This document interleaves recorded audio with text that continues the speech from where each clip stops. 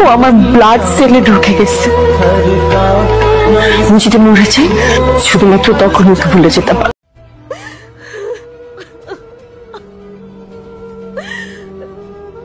বিয়ের মাত্র 6 মাসের মাথায় অকালেই জীবনসঙ্গীকে হারালেন পাইলট তৌকির ইসলামের স্ত্রী নিঝুম। জীবনের সবচেয়ে ভরসার মানুষকে হারিয়ে শোকে ভেঙে পড়েছেন তিনি।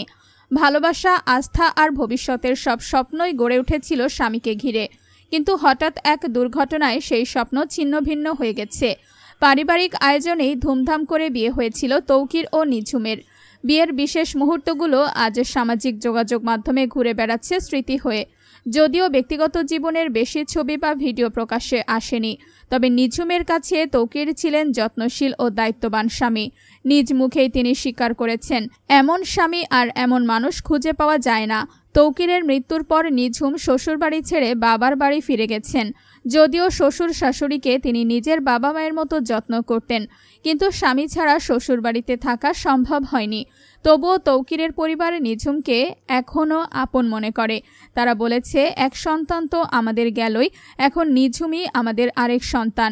চাইলে তার সারা জীবনের দায়িত্ব নিতে আমরা প্রস্তুত। প্রশ্ন রয়ে গেছে, এই স্বল্প সময়ের দাম্পত্য জীবনে পাইলট তৌকির ইসলাম তার স্ত্রীর ভবিষ্যতের জন্য কি রেখে গেছেন, সেই উত্তর খোঁজার চেষ্টা করছে সবাই। তবে নিঝুমের জন্য সবচেয়ে বড় প্রাপ্তি হয়তো এই ভালোবাসা আর আত্মীয়তার বন্ধনই।